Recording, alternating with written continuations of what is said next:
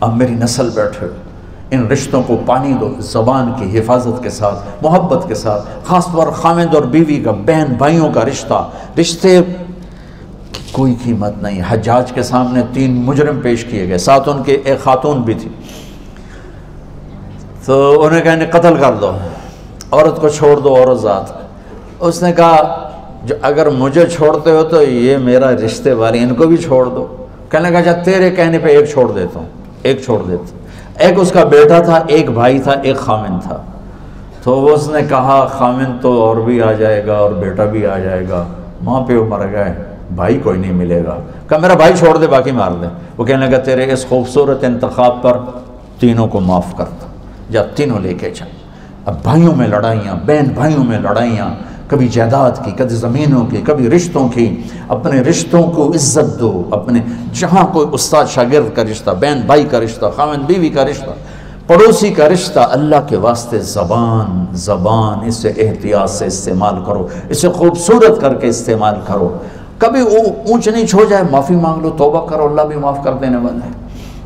اور تمہارے آگے شادیاں ہونے والی ہیں یا کہیں کہ ہو چکی ہوں گی، سب سے اہم رشتہ جس پر قرآن نے سینکڑوں آیات اتاری ہیں وہ خامد اور بیوی کا رشتہ ہے۔ سب سے اہم رشتہ جس پر اللہ نے سینکڑوں آیات اتاری ہیں، دوبارہ سن لو، سب سے اہم رشتہ جس پر سینکڑوں آیات ہیں وہ خامد اور بیوی ہے۔ ماں باپ کے لیے چند، اولاد کے لیے چند، بہن بھائیوں کے لیے چند، باقی رشتوں کے لیے تھوڑے تھوڑے اشارے، وراثت کے لیے 2 رکن، اور خامد اور بیوی سینکڑوں آیات ہیں کہ یہ نسل کی بنیاد ہیں۔ اگر یہ بگڑ گئے، اگر یہ ٹوٹ گئے، شیطان روزانہ کچہری لگاتا ہے، روزانہ، جیسے آج ہم نے خیر کی کچہری لگائی، وہ روز شر کی کچہری لگاتا ہے، کہتا ہے کیا کر کے آئے ہو؟ وہ سارے کارگزاری سناتے ہیں، چوری کرائی، ڈاکہ ڈلوایا، بدکاری کروائی، لڑائی کروائی، قتل کروایا، کفر کروایا، چپ کر کے سنتا رہتا، ہاں ہاں ایویں سر ماری رکھ لے۔ ایک پیچھو بھیڑ تجھے شیطان کھڑے ہوتے ہیں، جی میں میاں بیوی نو لڑایا، اچھل پڑتا، کہتا واہ واہ کام تو کر کے گاں جا گاں جا، اس کو بلا کر گلے لگاتا ہے اور اس کو اپنے پاس بٹھا کر کم بختو کم تا اے کر کے تسی کی کر کے آئے۔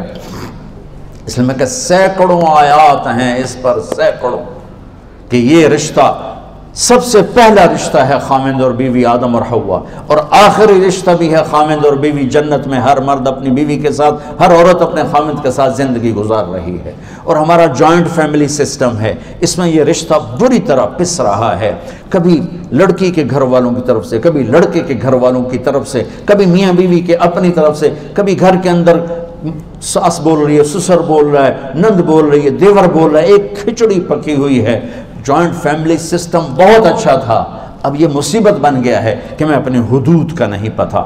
آنے والی لڑکی یہ حق لے کر آتی ہے کہ اگر میں صاحب جائیداد ہوں تو میں اس کو الگ گھر میں اتاروں، وہ یہ حق میرے اللہ نے رکھا ہے کہ آنے والی بچی کا الگ گھر ہونا چاہیے جس میں ایک نئی زندگی شروع ہو۔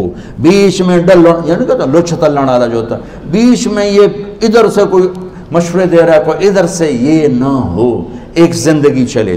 اگر اتنا بھی میرے پاس نہیں ہے تو میں اس کو ایک کرائے پر گھر لے کر دوں، اگر یہ بھی میری استطاعت نہیں ہے تو پھر میں اسے ایک گھر میں پورشن الگ دوں جس میں وہ اکیلی اپنا کام کرے، اگر یہ بھی نہیں ہے ایک کمرہ، ایک کچن، ایک ٹوائلٹ لڑکی کا فرض حق ہے، فرض حق ہے۔ اگر اس کی بھی ہمت نہیں ہے تو وہ تسبیح پڑھتے روزے رکھ، کسی دی دینوں برباد نہ کر۔ میرے بچوں، اپنی زندگی کو خوبصورت بناؤ، زبان کے میٹھے بول کے ساتھ، اچھے اخلاق کے ساتھ، معاف کرنے کے ساتھ، درگزر کے ساتھ، سخاوت کے ساتھ، محبت کے ساتھ،